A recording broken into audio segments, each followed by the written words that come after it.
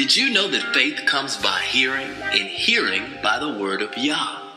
My goal is to bless you with the Word. Listen to it while you're driving. Listen to it while you're walking along the way. Listen to it when you lay down at night. Listen to the Word. Isaiah chapter 40, verses 1 through 26. Comfort and keep comforting my people, says your power. Tell Jerusalem to take heart. Proclaim to her that she has completed her time of service, that her guilt has been paid off, that she has received at the hand of Yahweh double for all her sins. A voice cries out, clear a road through the desert for Yahweh. Level a highway in the Arava for our power. Let every valley be filled in, every mountain and hill lowered, the bumpy places made level, and the crags become a plain. Then the glory of Yahweh will be revealed. All humankind together will see it, for the mouth of Yahweh has spoken. A voice says, proclaim. And I answer, what should I proclaim?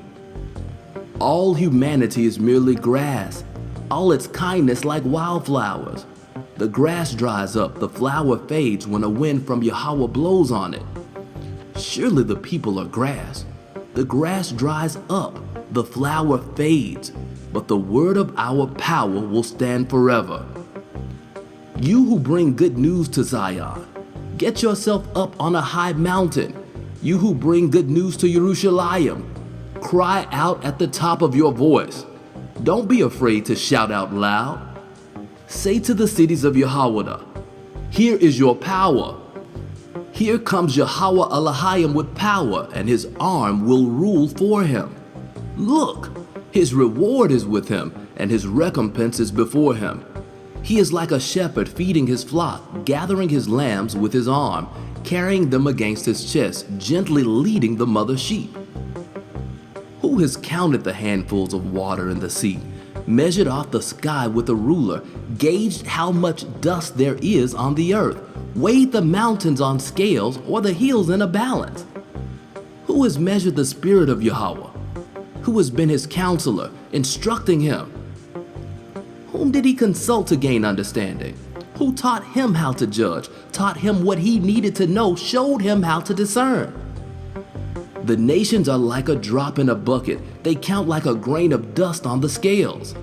The islands weigh as little as specks of dust.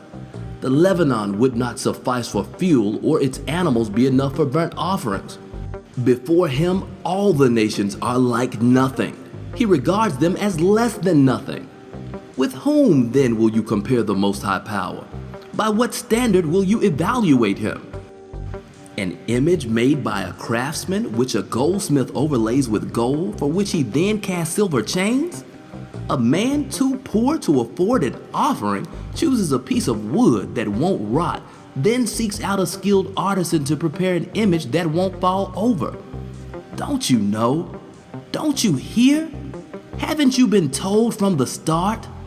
Don't you understand how the earth is set up? He who sits above the circle of the earth, for whom its inhabitants appear like grasshoppers, stretches out the heavens like a curtain, spreads them out like a tent to live in. He reduces princes to nothing, the rulers of the earth to emptiness. Scarcely are they planted, scarcely sown, scarcely their stem taken root in the ground. When he blows on them, they dry up, and the whirlwind carries them off like straw. With whom then will you compare me? With whom am I equal? Asked the Holy One. Turn your eyes to the heavens. See who created these. He brings out the army of them in sequence, summoning each by name.